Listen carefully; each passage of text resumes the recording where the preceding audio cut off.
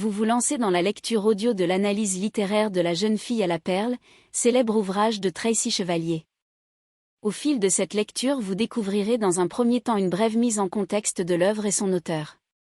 Ensuite, un résumé de l'ouvrage vous sera exposé, suivi d'une analyse des personnages et des points clés du roman.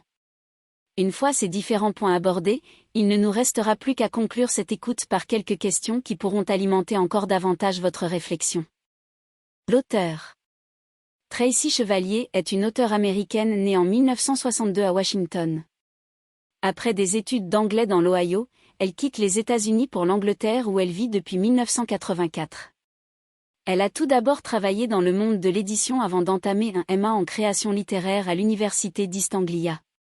Pendant ses études, elle a publié sa première fiction, intitulée La Vierge en bleu, 1997. C'est avec La jeune fille à la perle, 1999, qu'elle connaît véritablement le succès. Depuis, elle publie régulièrement des romans historiques dont les plus connus sont La Dame à la licorne, 2004, et L'Innocence, 2007. L'œuvre. Publiée en 1999, La jeune fille à la perle est le second roman de Tracy Chevalier. Inspiré d'un tableau de Johannes Vermeer 1632 à 1675, peintre hollandais du XVIe siècle, ce roman raconte l'histoire imaginaire de la jeune inconnue qui a posé pour ce tableau.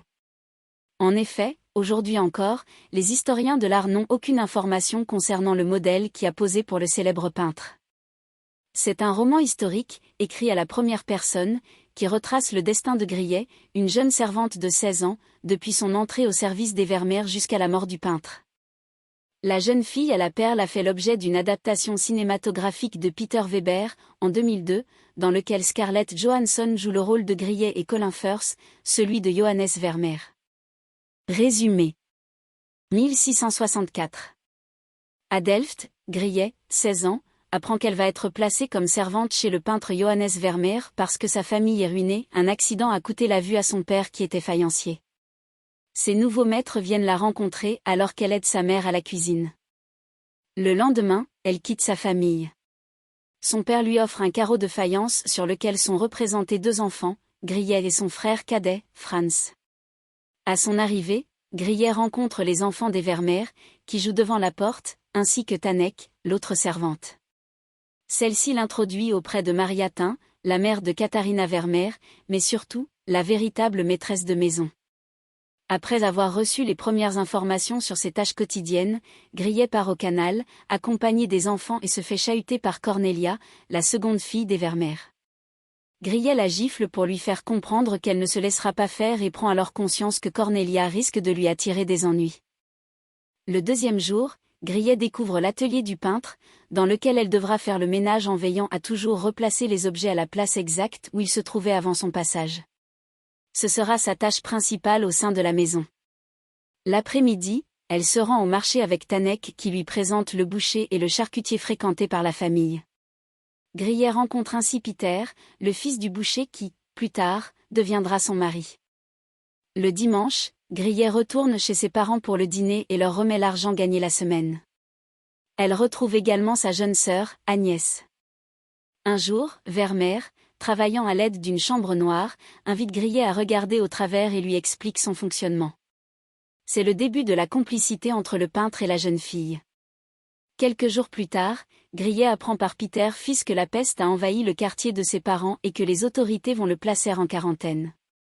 Katharina lui interdit alors de retourner chez ses parents jusqu'à ce que la peste soit officiellement éradiquée. Après plusieurs jours d'angoisse, Peter fils lui annonce qu'Agnès est malade.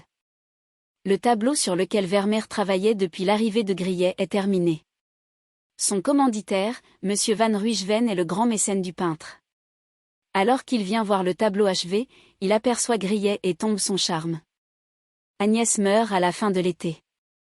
Quelques semaines plus tard, Katharina accouche de son 6e enfant.